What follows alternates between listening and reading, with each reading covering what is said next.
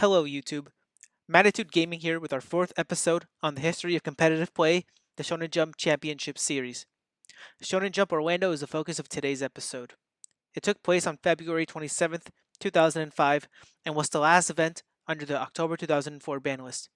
Konami would be making 28 changes for the upcoming format, including Magical Scientist and Mirage of Nightmare joining the ban list.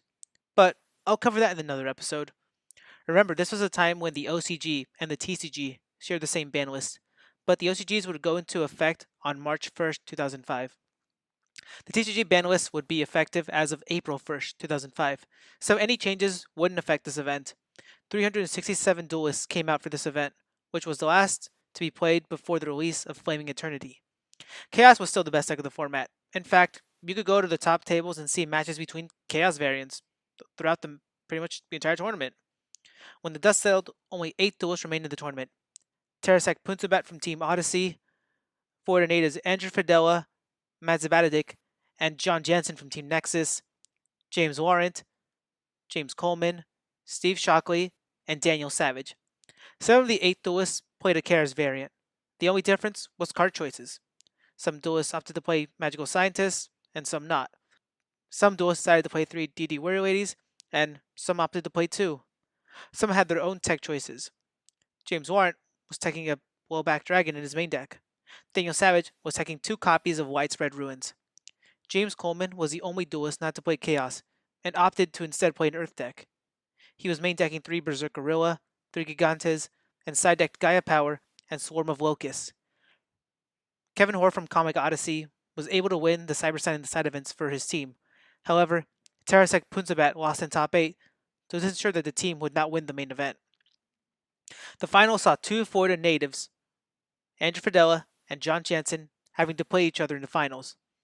Both of them were teammates and good friends. Also, considering the fact that this event took place on a Sunday and it was getting late, they offered to split the prizes and the title. However, Konami informed them that they needed the match to go on because they needed coverage, so they had to play it out. Game 1 started with Jansen using Confiscation to send Andrew's scapegoats to the graveyard and then passing for turn. Andrew just summoned Sinister Serpent and attacked for damage. He set a card and ended. Jansen passed, and Andrew attacked again. Jansen passed once more, and a third attack was made by the Serpent. On the 4th turn, Jansen blocked Sinister Serpent's attack with his own scapegoats. Jansen finally drew a monster, Injection Fairy Lily, and used it to attack over Sinister Serpent for 3100 damage. However, John Jansen made a terrible mistake and left scapegoats in attack mode. Fidela used Heavy Storm, and he then summoned Magical Scientist and used it to bring out Dark Blade, the Dragon Knight, and Dark Flare Knight. They attacked over Lily and the token for game. Game 2. Jansen started off aggressively and attacked with DD Warrior Lady after Fidela had passed his turn with nothing on the field. Fidela summoned his own DD Warrior Lady and passed. Jansen summoned his second DD Warrior Lady and used one to crash into Fidela's, and the second one was stopped by Book of Moon. Jansen misplayed by attributing his Warrior Lady for Jinzo. It got Snatch Steal the next turn, but Jansen walked out. He drew a Fiber Jar and set it. He was able to resolve it, and both players didn't draw too great. However, Andrew Fidel made his own mistake by leaving Breaker the Magical Warrior out with no counters on it. Jansen was able to top deck Injection Fairy Lily and attack the Breaker for game. Game 3. Jansen started off Game 3 with no monsters. Fidela attacked with Blade Knight. On the next turn, Jansen tried to use Snatch Steal to steal the Blade Knight, but it was stopped by Mystical Space Typhoon. Fidela summoned DD Warrior Lady and attacked with both his monsters directly. Jansen again drew nothing and just set a spell or trap as a bluff. Andrew Fidela didn't fall for it. He summoned Breaker the Magical Warrior and used all 3 of his monsters to attack for game. Even though they considered themselves the co-champions, Andrew Fidela officially won Shonen Jump Orlando and took home a copy of Cyberstein.